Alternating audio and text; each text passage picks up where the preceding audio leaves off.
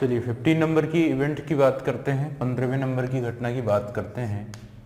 और 15 नंबर में जो इवेंट है वो ये है कि Portuguese accept the British authority. Clear, पुर्तगालियों ने ब्रिटेन की अथॉरिटी को एक्सेप्ट कर लिया था। ये एक इम्पोर्टेंट घटना हो गई है इन 1654, 1654। हमने जो लास्ट इवेंट पढ़ा था 14 नंबर पे वो था 1651 का, जब हुगली में एक फैक्ट्री ओपन की थी ब्रिटिशर्स ने। अब 1654 में जो इवेंट है वो ये है कि पोर्तुगीज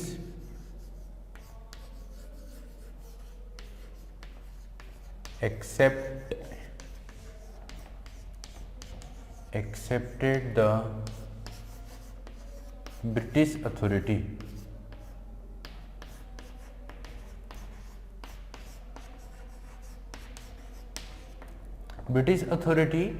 ईस्टर्न ट्रेड पर, पूर्वी व्यापार पर, या ये जो पूरा व्यापार है ना, ईस्टर्न ट्रेड जो है उसके ऊपर इन्होंने अथॉरिटी को एक्सेप्ट किया है। Portuguese accepted the British authority over the eastern trade.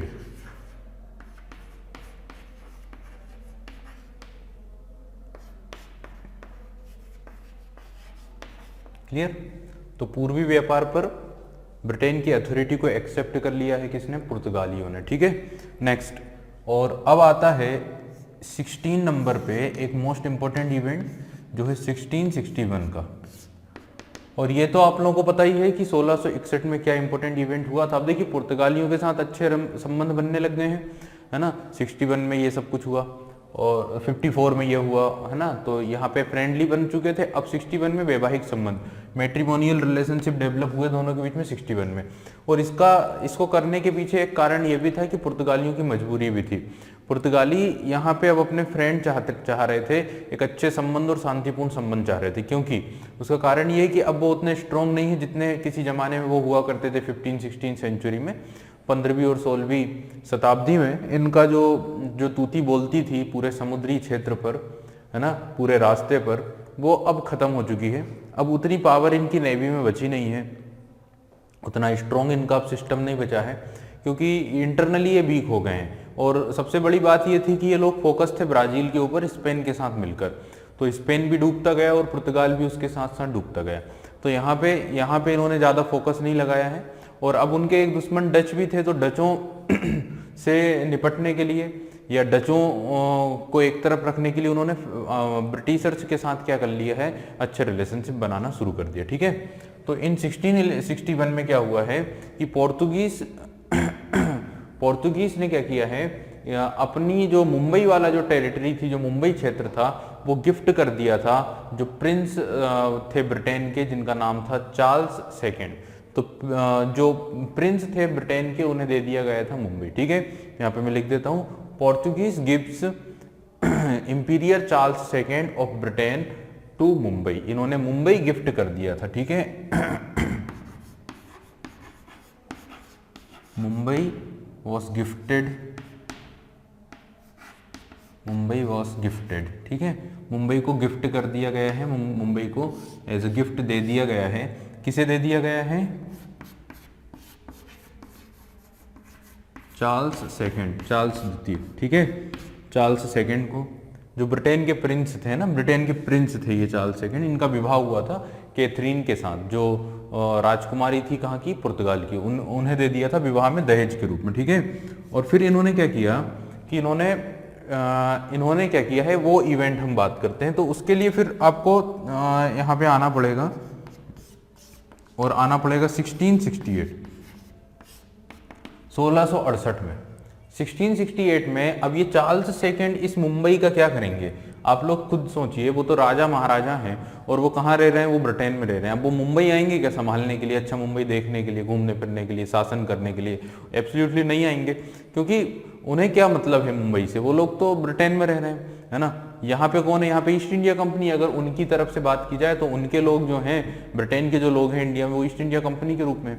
तो इन्होंने क्या किया, इन्होंने उस मुंबई वाली जगह को लीज पर दे दिया, है ना, या सौंप दिया। किसे सौंप दिया है? रेंट पर दे दिया, एक तरह से आप बोल सकते हैं, लीज पर या रेंट पर दे दिया ईस्ट इंडिया कंपनी को। ओनली 10 पाउंड 10 पाउंड वार्षिक एनुअली रेंट पर दे दिया किसे, आपकी ईस्ट इंडिया कंपनी को। तो यहाँ पे ये पॉइंट आ जाता है कि he give to EIC at an annual rent of 10 pound. Clear, he give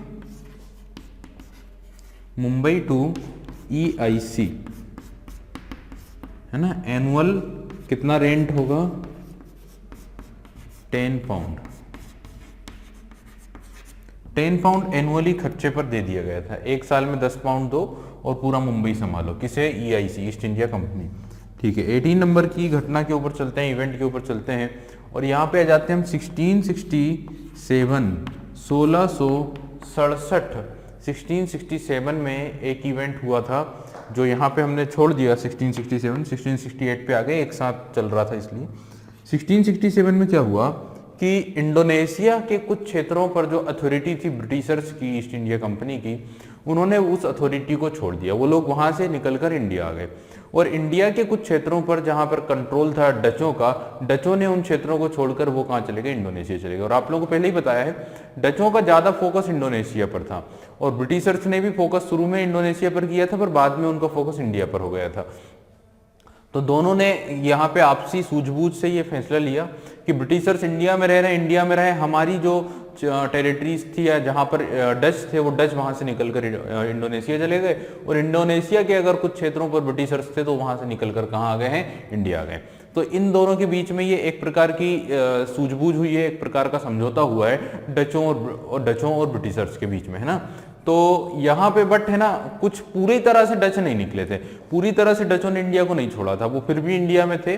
कुछ जगहों से इंडिया से निकलकर कहाँ चले गए थे, इंडोनेशिया चले गए। ठीक है, the British gives Indonesia and Dutch some of their authority over India. ठीक है, ये एक पॉइंट मैंने आप लोगों को समझाया। आगे चलते हैं और अब हम बात करते हैं 1668 की। 1668, ठीक है, 1668 तो हो गया, 1688 की घटना की बात करते हैं। अब अंग्रेजों की अगर बात की जाए तो अंग्रेज काफी ज्यादा अपनी जो ट्रेड फैक्ट्रीज थी उसे बढ़ाते जा रहे थे ना, बढ़ाते जा रहे हैं। कोस्टल रीजन में अपनी फैक्ट्रीज ओपन कर रहे हैं।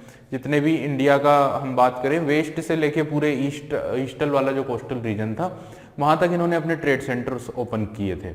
यहीं पर बंगाल में जब इन्होंने हुगली और बाकी कई क्षेत्रों पर अपने ट्रेड सेंटर खोले, तो यहाँ पे इनकी मुगलों के साथ कुछ क्या हुई है, परेशानी हुई है, मुगलों के साथ कुछ डिस्प्यूट्स हुए थे, मुगलों के साथ कुछ विवाद हुए थे, और इसी कारण इन्हें औरंगजेब के क्रोध का सामना करना पड़ा, औरंगजेब की फ्यूरीनेस का क्या करना पड़ा, सामना करना पड़ा। और औरंगजेब ने वहाँ के बंगाल के अपने गवर्नर को आदेश दिया अंग्रेजों को सबक सिखाने के लिए, और बंगाल के उस समय के जो गवर्नर थे उनका नाम था शाइस्ता खान। शाइस्ता खान ने अटैक किया है किस पर, अंग्रेजों पर या ईस्ट इंडिया कंपनी पर। ध्यान रखिए, in 1688 Shaista Khan governor of Bengal defeated East India Company. तो यहाँ पे शाइस्ता खान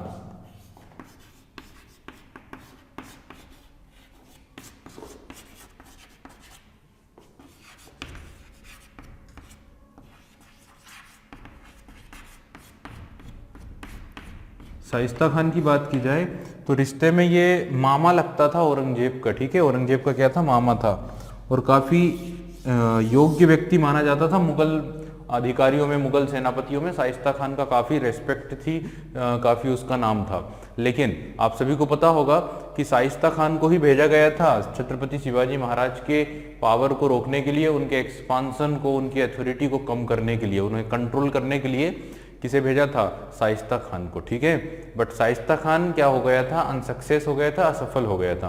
देखिए, सबसे पहले तो बीजापुर के जो नवाब थे, है ना, यूसुफ आदिल शाह, उन्होंने अपनी ओर से कुछ लोगों को भेजा, बट वो उन्हें मार दिया किसने, प्रतापगढ़ के किले में किसने, शिवाजी ने। फिर जब अनसक्सेस हुआ बीजापुर का नवाब, तब बीजापुर के नवाब की जो वाइफ थी, उन्होंने क्या किया, उन्होंने दरख्वास्त की औरंगजेब से कि किसी भी तरह शिवाजी को कंट्रोल किया जाए, है ना। तो औरंगजेब ने अपनी ओर से भेजा था किसे, आपके शाइस्ता खान को। बट शाइस्ता खान आया साउथ का गवर्नर बनकर, बीजापुर के लोगों के साथ मिला, उनके साथ थोड़ा समझौता किया और फिर डायरेक्टली उसने शिवाजी के टेरिटरी पर हमला कर दिया और उनकी कई टेरिटरीज को, कई किलों को अपने कंट्रोल में कर लिया और उस किले पर ये जाकर बैठ गया। उस किले में यहाँ पे ये रहने लगा जहाँ पे शिवाजी का बचपन बीता था। ठीक है, शिवाजी ने भी एक दिन शिवाजी ने अटैक कर दिया, गुरिल्ला वॉर कर दिया रात में, जिस समय ये विश्राम कर रहा था अपने विश्राम घर में, और वहीं पर अटैक कर दिया और वहां पर से जब इसके ऊपर हमला हुआ तो इसे अपनी जान बचाकर भागना पड़ा और इस लड़ाई झगड़े में इसकी कुछ उंगलियां क्या थी, वो कट गई थी। शिवाजी ने इसकी कुछ उंगलियों को क्या कर दिया था, काट दिया था। ठीक है, जैसे अफजल खान एक भेजा गया था इधर से बीजापुर की साइड से, उसे पूरी तरह से मार दिया था शिवाजी ने। एक उनके पास हथियार हुआ करता था बाघनख, जो मैंने पढ़ाया है आप लोग शिवाजी वाले टॉपिक में। उसी तरह यहाँ पे शाइस्ता खान का भी हश्र हुआ और उसे भी भागना पड़ा था। और जब ये भागकर औरंगजेब के पास गया तो औरंगजेब ने इसे काफी इसे डांटा, इसे काफी दंड दिया एंड देन औरंगजेब ने इसे भेज दिया कहाँ, बंगाल का गवर्नर बनाकर। और बंगाल में ही फिर हम देख रहे हैं कि अंग्रेजों के साथ जो झड़प हुई है, अंग्रेजों को जो पराजित किया है वो किसने किया है, शाइस्ता खान ने किया। ठीक है, चलिए आगे चलते हैं और गौर करते हैं नेक्स्ट मुद्दे के ऊपर, नेक्स्ट पॉइंट के ऊपर। अच्छा, शाइस्ता खान भी जब अनसक्सेस हो गया था देन फिर भेजा गया था किसे, जय सिंह को, मिर्जा राजा जय सिंह, जो जयपुर का क्या था, रूलर था, जयपुर का शासक था या आमेर का रूलर था और कछवा रूलर था। जैसे मानसिंह था ना अकबर के टाइम पर, वैसे ही जय सिंह इनके टाइम पर था। ठीक है, आगे चलते हैं और अब बात करते हैं 20 नंबर के पॉइंट की, 20 नंबर के पॉइंट की। और 20 नंबर पे यहाँ पे जो पॉइंट आता है वो आता है 1698, 1698। 1698 में क्या हुआ कि जो लैंड होल्डिंग ऑफ सुतानाती, 3 ऐसे विलेज थे, सुतानाती, गोविंदपुर और कालीकाता, क्लियर, इन 3 क्षेत्रों की जो जमींदारी थी ये दे दी गई थी अंग्रेजों को। ठीक है ये बंगाल के 3 विलेज हैं, बंगाल के 3 गांव हैं, सुतानाती, गोविंदपुर और कालीकाता। ठीक है, यहाँ पे लिख देता हूं सुतानाती,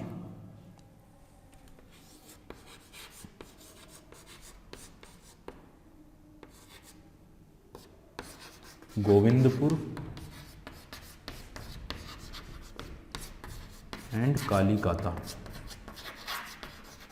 इन 3 विलेज की, इन 3 गांवों की जो जमींदारी थी, इन 3 क्षेत्रों का जो पूरा का पूरा काम था यहाँ का, ये किसे सौंप दिया गया था, अंग्रेजों को सौंप दिया गया। ठीक है, ब्रिटिश ईस्ट इंडिया कंपनी को सौंप दिया गया था इन 3 क्षेत्रों की जमींदारी का काम, यहाँ से टैक्स वसूलने का काम, यहाँ का प्रशासन करने का काम EIC को दे दिया गया था। इन 3 विलेजेस को, सुतानाती को, गोविंदपुर को एंड कालीकाता को, इन तीनों को मिलाकर ही यहीं पर अंग्रेजों के ही एक व्यक्ति ने, अंग्रेजी या ईस्ट इंडिया कंपनी के ही एक अधिकारी ने यहाँ पर एक शहर स्टेब्लिश किया जिसको हम बोलते हैं कोलकाता। क्लियर, जोब चोरनाक नाम था उस व्यक्ति का। तो जोब चोरनाक ने, जैसे फ्रांसिस ने क्या किसे बसाया था 1639 में, एक किला बनाया था जिसका नाम था फोर्ट सेंट जॉर्ज, वहां पे मद्रास सिटी बनी। इसी प्रकार जोब चोरनाक ने इन 3 गांव वाले क्षेत्र में एक किला बनाया था जिसका नाम था फोर्ट विलियम, और वहीं पर एक शहर बसा है धीरे धीरे जिसे बोलते हैं कोलकाता। तो कोलकाता सिटी जो है इन्हीं 3 गांवों को मिलाकर बनाई गई थी और कलकत्ता या कलकत्ता में ही क्या हुआ है, फोर्ट विलियम का भी निर्माण कराया गया था। ठीक है, फाउंडर का नाम था जोब चोरनाक, ध्यान रखिएगा। ठीक है, आगे चलते हैं 20 नंबर तक के पॉइंट की बात की है, अब 21 पे देखते हैं। तो यहाँ पे आ जाता है आपका 21, 21वीं घटना जो आती है 1700 में, 1700 में। अब 1700 में क्या इवेंट हुआ है, तो बंगाल में ही, यानी वही पर्टिकुलर रीजन पर, उसी क्षेत्र में 1700 में इन्होंने क्या बनाया है, फोर्ट विलियम बनाया है।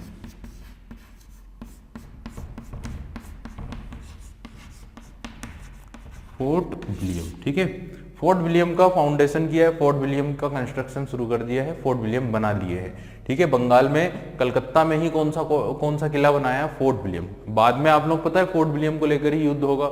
प्लासी का जो युद्ध हुआ 1757 में, 1757 में, उसका कारण ही क्या बना था, उसका कारण था फोर्ट विलियम में क्या करना, उसका फोर्टिफिकेशन करना, इस किले का क्या करना, किलेबंदी करना। तो किलेबंदी जो की गई थी इस फोर्ट विलियम की, वही कारण था प्लासी के युद्ध का। ठीक है, 22 नंबर के इवेंट की अगर हम बात करें तो वो आ जाता है आपका 1717, 1717। और अब ये तो इतना फेमस है कि अब आप लोग समझ ही गए होंगे कि 1717 में ऐसा क्या हुआ है। तो 1717 में क्या हुआ है, तो फर्रुखसियर नामक मुगल बादशाह ने एक रॉयल ऑर्डर इशू किया था, एक शाही आदेश जारी किया था, एक रॉयल डिक्री इशू की थी। ठीक है, तो यहाँ पे लिख देता हूं मैं रॉयल डिक्री।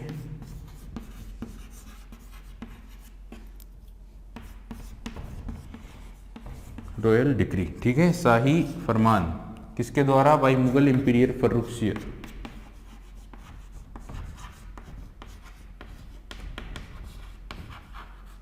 फर्रुखसियर के द्वारा जारी किया गया है एक शाही आदेश इन 1717 में। और इसके द्वारा ईस्ट इंडिया कंपनी को काफ़ी सारे राइट्स मिल गए थे, ट्रेडिंग राइट्स मिल गए थे, कई सारे बेनिफिट उन्हें मिल गए थे। ठीक है, जैसे कि 3,000 रुपये एनुअली पे करने पर they can trade freely in Bengal. Second, 10,000 rupees annually pay करने पर they can freely trade in Surat. सारे के सारे ट्रेडिंग राइट मिल गए थे सूरत में, सारे के सारे बिजनेस राइट मिल गए थे। And third one is that कि ये जो कॉइन्स ये बनाते थे, जो कॉइन्स ये मिंट करते थे बॉम्बे में, उन कॉइन्स को पूरे के पूरे मुगल साम्राज्य में सर्कुलेट किया जा सकता था। समझ गए, ये 3 राइट इन्हें मिले थे। ठीक है, चलिए आगे चलते हैं। 1717 की बात कर ली हमने। 1746 1746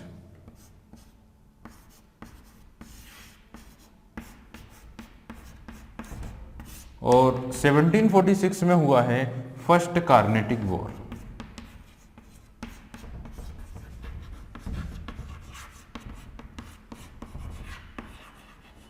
पहला कार्नेटिक युद्ध हुआ है 1746 1746 में, और ये 1746 से 1749 के लगभग तक चला था, और फिर वहीं से सेकेंड भी शुरू हो गया था। तो पहला ही कार्नेटिक वॉर 1746 में हुआ, और देखिए नहीं 46 से 48 तक चला। ठीक है, फिर 49 में सेकेंड शुरू हो गया था, 46 से 48। इस युद्ध का जो बेसिक कारण था वो था कि कर्नाटक वाले क्षेत्र में ये दोनों ही कंपनीज अपनी अथॉरिटी ज़्यादा मजबूत करना चाह रहे थे। ठीक है, ये लोग ज़्यादा से ज़्यादा अपनी मजबूती बनाना चाह रहे थे। कहाँ पे, कर्नाटक वाले क्षेत्र में। हालांकि इसका जो बेस था ना, वो बेस था यूरोप में। उस समय दोनों के बीच में एक युद्ध शुरू हो गया था, और ये तो इससे भी पहले से शुरू हो गया था, जो कि था the successor of Austria. Austria का उत्तराधिकारी कौन होगा, इस मुद्दे पर इन दोनों में युद्ध हुआ था यूरोप में। और उसी युद्ध के कारण इन लोगों ने यहाँ पर इंडिया में भी दोनों कंपनियों ने लड़ना शुरू कर दिया था। ठीक है, तो ये उस पर्टिकुलर टॉपिक के कारण यहाँ लड़ा जा रहा था, और यहाँ पर भी अपनी अथॉरिटी बनाना चाह रहे थे कर्नाटक में। और इसी समय पर आप लोगों को पता है कर्नाटक में भी बड़ी गंभीर प्रॉब्लम चल रही थी, समस्या चल रही थी वहाँ के सक्सेसरनेस को लेकर, वहाँ के उत्तराधिकारी को लेकर। आप लोगों ने कर्नाटक पढ़ा होगा, इसके जस्ट पहले वाला जो टॉपिक था जिसमें हम 18th century of Indian history की बात कर रहे थे, तो हमने वहाँ पे कर्नाटक भी डिस्कस किया था। वहाँ पे एक नवाब अनबरुद्दीन रूल कर रहे थे अरकोट में, जो कैपिटल थी, और दूसरा जो व्यक्ति था वो चंदा साहिब था। ठीक है, तो ये एक प्रॉब्लम थी दोनों के बीच में, और वो ही दोनों सक्सेसर थे, और दोनों ही अनबरुद्दीन तो पहले से नवाब थे, अब चंदा साहिब बनना चाह रहे थे। चंदा साहिब को सपोर्ट कर रहे थे फ्रेंच, अनबरुद्दीन को सपोर्ट कर रहे थे अंग्रेज। ठीक है, तो वो कारण बनता है उनका सक्सेसरनेस का जो वॉर था, वो कारण बनता है सेकेंड कार्नेटिक वॉर का। और जो सेकेंड कार्नेटिक वॉर हुआ है वो हुआ 1749 1749 में सेकेंड कार्नेटिक वॉर। ठीक है,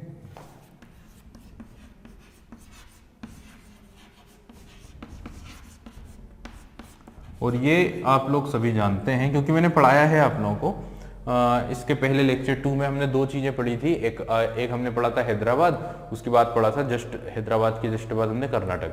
तो आप सभी को बताया 1748 1748 में क्या हुआ था कि जो निजाम थे हैदराबाद के, निजाम उल मुल्क, उनकी मृत्यु हो गई थी। और उनके बाद उनके जो पुत्र और उनके जो पोते थे, इट मीन्स की नासिर जंग और मुजफ्फर जंग, इनमें सक्सेसर कौन होगा उसको लेकर युद्ध हुआ। नासिर जंग तो निजाम बने ही, लेकिन उनके खिलाफ कौन आ गया था, वो था मुजफ्फर जंग। और इसी कारण से दोनों के बीच में युद्ध हुआ। नासिर जंग को सपोर्ट कर रहे थे अंग्रेज, और मुजफ्फर जंग को सपोर्ट कर रहे थे फ्रेंच। ठीक है, तो फाइनली ये सेकेंड कार्नेटिक वॉर होता है। ये लंबा चलता है 49 से 55 तक। और इसका कारण था हैदराबाद और कर्नाटक का सक्सेसर का प्रश्न। कर्नाटक में कौन कौन है, तो अनवरुद्दीन है, और दूसरा नाम जो मैंने बताया है वो है आपका चंदा साहिब।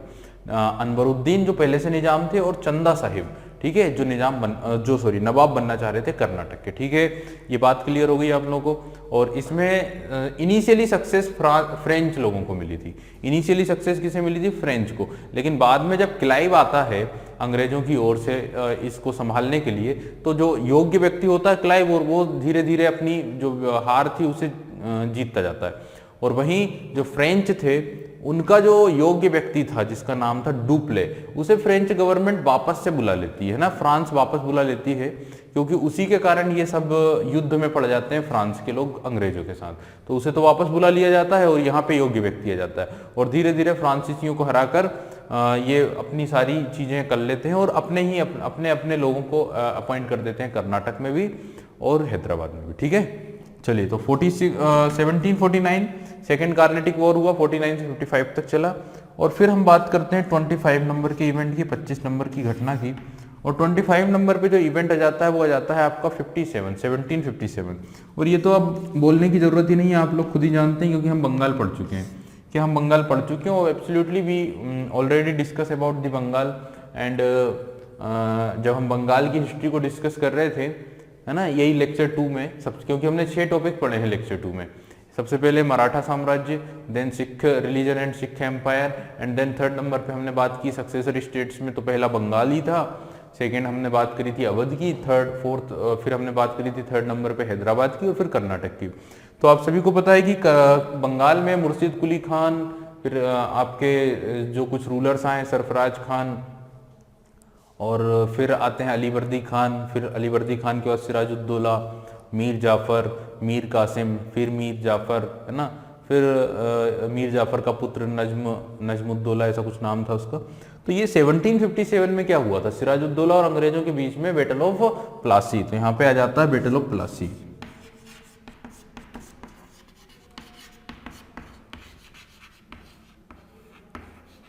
इंडियन हिस्ट्री का एक बहुत ही निर्णायक युद्ध कहा जाता है प्लासी के युद्ध को। और प्लासी के युद्ध से ही अंग्रेजों का एक प्रकार से इनडायरेक्टली रूल शुरू हो चुका था। कहां पर, बंगाल में। बंगाल में इन लोगों ने इनडायरेक्टली रूल करना शुरू कर दिया था। एक प्रकार से अपनी जो औपनिवेशिक काल है, औपनिवेशिक जो प्रथा है, उसे धीरे धीरे इन्होंने शुरू कर दिया। उसका चरण स्टार्ट हो गया था। औपनिवेशिक बाद का जो पहला चरण था वो बैटल ऑफ प्लासी के बाद बंगाल में इनडायरेक्टली रूल करना था, है ना। इनडायरेक्टली क्यों, क्योंकि फिर इन्होंने बंगाल का नवाब अपने मनपसंद व्यक्ति को बिठाया था, जैसे मीर जाफर को बिठाया। अब 1757 से 1760 तक मीर जाफर ही बंगाल का क्या बना, नवाब बना। और जब मीर जाफर के साथ कुछ प्रॉब्लम्स होना शुरू हुई तो उसे हटाकर मीर कासिम को बनाया। मीर कासिम के साथ जब प्रॉब्लम हुई तो 63 में उसे भी हटा दिया और 64 में बिठा दिया डबल सिक्की से मीर जाफर को।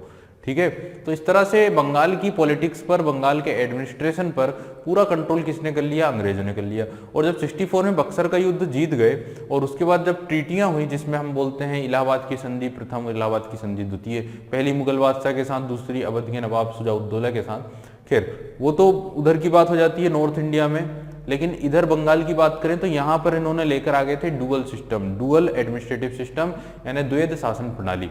और द्वैध शासन प्रणाली के तहत इन्होंने क्या किया कि निजामत के और दीवानी, जो दो काम होते हैं शासन में, एक निजामत यानी एडमिनिस्ट्रेटिव अफेयर्स और दूसरे दीवानी, इट मीन्स फाइनेंशियल या टैक्सेशन रिलेटेड इशूज या सब्जेक्ट्स। तो इन्होंने क्या किया, निजामत वाले काम, एडमिनिस्ट्रेटिव फंक्शन किसे दिए, बंगाल के नवाब को सौंप दिए, और जो वर्क्स थे रिलेटेड टू फाइनेंस और टैक्स वो अपने पास रख लिए थे। ठीक है, तो इस तरह एडमिनिस्ट्रेशन पे और ज्यादा इनका कंट्रोल हो रहा है। और फिर धीरे धीरे 1772 आते आते पूरे बंगाल के जो नवाब थे उन्हें पूरी तरह से फ्री कर दिया था 16 लाख एनुअली पेंशन देकर, और पूरे बंगाल का एडमिनिस्ट्रेशन अंग्रेजों ने अपने हाथ में ले लिया था।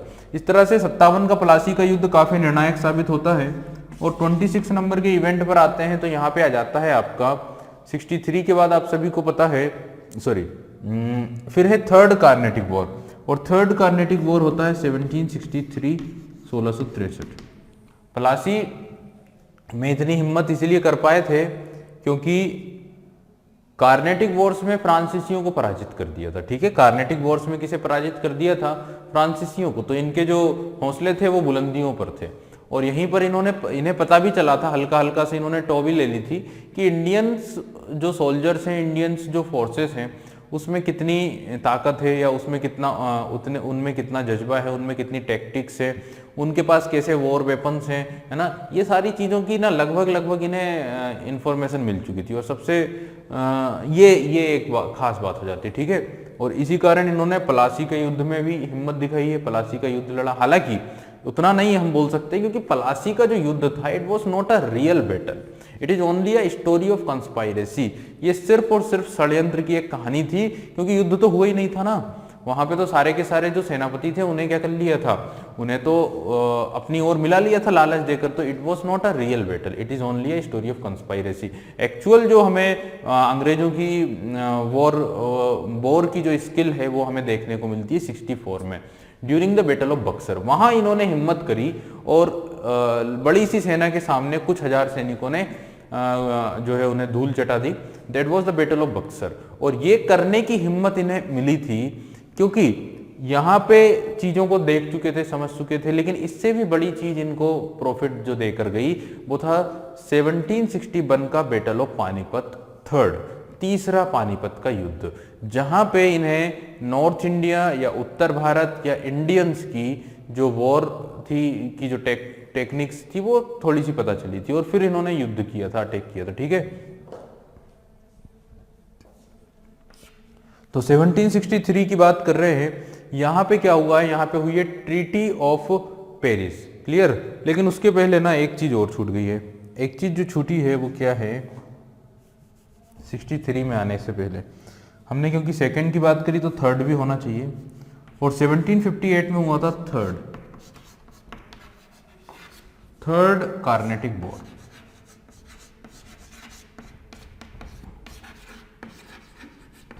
थर्ड कार्नेटिक वॉर, तीसरा कार्नेटिक युद्ध। और ये जो थर्ड कार्नेटिक वॉर था ये साफ तौर पर क्लियरली ये जो युद्ध था ये फ्रांस की ओर से शुरू किया गया था और उनका टारगेट था कि अंग्रेजों का जो एक्सपांसन है उसे क्या करना है, कर्ब करने के लिए, उसे श्रिंक करने के लिए, उसे रोकने के लिए।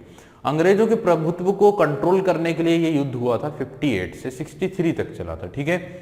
और हालांकि देर कर दी इन लोगों ने, है ना, यहाँ पे बहुत देर कर दी थी, काफी ज्यादा आगे बढ़ चुके थे क्योंकि 57 तक बंगाल में प्लासी पर कंट्रोल कर लिया था, यानी प्लासी का युद्ध जीत लिया था।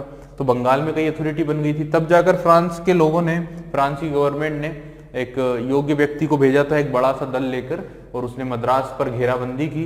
बट ये सक्सेस नहीं हो पाया ज्यादा और फाइनली ये युद्ध तो चला। लेकिन 1760 में एक युद्ध हुआ था जिसे हम बोलते हैं बैटल ऑफ बॉन्डिवोस, है ना, 1760 में। यहाँ पे लिख देता हूँ 1760। ये जो इवेंट है ये इतिहास का एक महत्वपूर्ण इवेंट है जिसको हम बोलते हैं बैटल ऑफ बॉन्डिवोस।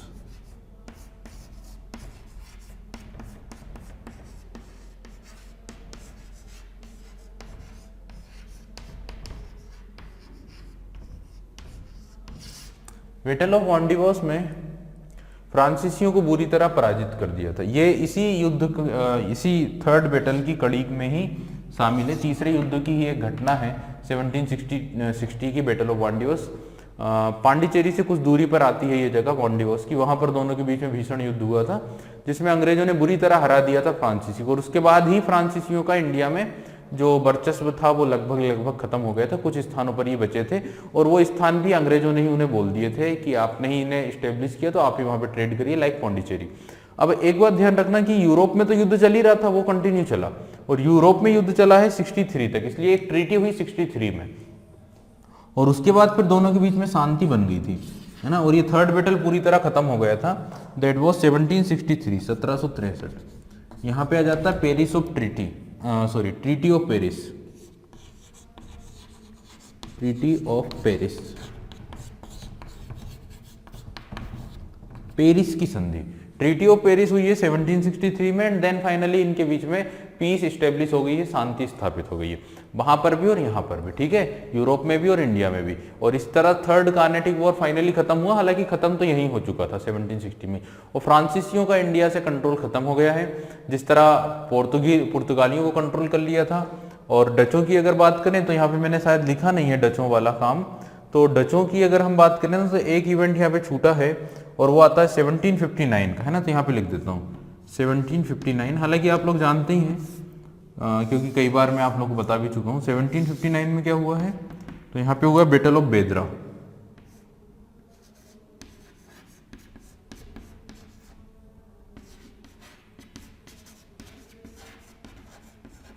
बेदरा के युद्ध में पराजित कर दिया है किसे, डचों को, और डचों की जो प्रॉब्लम थी ब्रिटिशर्स के लिए वो खत्म हो चुकी, ठीक है। तो इस तरह से हमने बात की है। आगे के जो पॉइंट्स है उसके ऊपर बात करते हैं। अब 28 नंबर का इवेंट, जो 28वां नंबर का इवेंट है वो यहाँ लिख देता हूँ 28, और यहाँ पे हुआ है 1764 1764। तो अभी बताया मैंने बैटल ऑफ बक्सर। बक्सर का युद्ध लड़ा गया था 64 में, और ये और भी ज्यादा डिसिसिवली विक्ट्री थी ब्रिटिशर्स की, and the most significant war, क्योंकि ये एक ऐसा वॉर था जो एक काफी निर्णायक सिद्ध हुआ। और इंडिया पे ईस्ट इंडिया कंपनी का लगभग 100 साल का शासन इसने क्या कर दिया, निर्धारित कर दिया था। क्लियर, क्योंकि in that battle three huge power of India was defeated by the small army of east India company. अंग्रेजों की छोटी सी सेना ने इंडिया के 3 बड़ी बड़ी शक्तियों की कंबाइंड फोर्स को यहाँ पे डिफीट किया था, ठीक है। बक्सर जो लगभग 80 माइल के लगभग आता है वेस्ट की साइड, किससे, आपके पटना से, और गंगा नदी के तट पर बसा हुआ है, गंगा नदी के कोस्ट पर है पटना आपका बक्सर।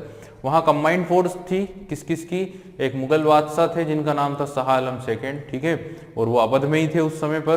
तो अवध के जो नवाब थे शुजा-उद-दौला, जो उनके क्या थे, उनके ही वजीर थे। तो अवध में उनके वजीर शुजा-उद-दौला, मुगल बादशाह Shah Alam second, and third one is the nawab of Bengal जिनका नाम था मीर कासिम। इन तीनों की कंबाइंड फोर्स के आगे लगभग 5000 या 7000 ब्रिटिश ईस्ट इंडिया कंपनी की फोर्स थी। यहाँ पे जो कंबाइंड आर्मी थी इसे साथ ही सपोर्ट किया जा रहा था फ्रेंच या फ्रांसीसियों के द्वारा भी, but unfortunately the combined force was defeated by the small army of east India company. और यहीं से हमें पता भी चला कि इंडियन फोर्सेस में कितनी कमजोरी है। हालांकि उससे पहले पता चल चुका था। इंडियंस की फोर्स और यूरोपियन सोल्जर्स, इन दोनों की कंपैरिजन की जाए तो वो काफी पहले पता चला था, और वो पता चल चुका था 1749। 1749 में नवाब अनवरुद्दीन जो कर्नाटक के नवाब थे, उन्होंने अपनी 10,000 की सेना लेकर हमला कर दिया था किस पर, फ्रांसीसियों की 300 की सेना पर, ठीक है। अनवरुद्दीन के सपोर्टर्स कौन थे, अनवरुद्दीन के सपोर्टर्स थे अंग्रेज। और चूंकि अनवरुद्दीन या फ्रांसीसियों ने क्या किया था, फ्रांसीसियों ने अंग्रेजों की जो टेरिटरी थी मद्रास, ऑब्वियसली मद्रास आप लोगों ने 1639 मद्रास स्टेब्लिश किया था अंग्रेजों ने, उस मद्रास को कॉन्कर कर लिया था किसने, आपके फ्रांसीसियों ने, during the second Carnatic war. और जब मद्रास को कॉन्कर कर लिया तो अंग्रेजों ने प्रेशर दिया किससे, अनवरुद्दीन को। और अनवरुद्दीन ने जब फ्रांसीसियों से बात की तो फ्रांसीसियों ने कहा हम मद्रास आपको सौंप देंगे, लेकिन बाद में फ्रांसीसी पीछे हट गए और मद्रास देने से मना कर दिया। और जब मद्रास देने से मना कर दिया अनवरुद्दीन को, तो अनवरुद्दीन ने अपनी बड़ी सेना के साथ अटैक कर दिया फ्रांसीसियों पर। बट इस युद्ध में बुरी तरह से हार हो गई किसकी, अनवरुद्दीन की। और यहीं से पता चला कि इंडियन सोल्जर्स और यूरोपियन सोल्जर्स में कितनी ज्यादा कमी है, यूरोपियन सोल्जर्स कितने ज़्यादा स्ट्रॉन्ग है, कितने ज़्यादा आगे हैं, उनकी जो स्किल्ड है, उनकी जो ट्रेनिंग है वो कितनी हाई है, ठीक है, as compare to Indian soldiers. तो ये पता चला था 1759 में ही, ठीक है। चलिए, तो यहाँ तक की घटनाओं की बात करी है। अब हम आगे चलते हैं और नेक्स्ट इवेंट के ऊपर चलते हैं। 64 बक्सर का युद्ध हम पढ़ चुके हैं, ठीक है।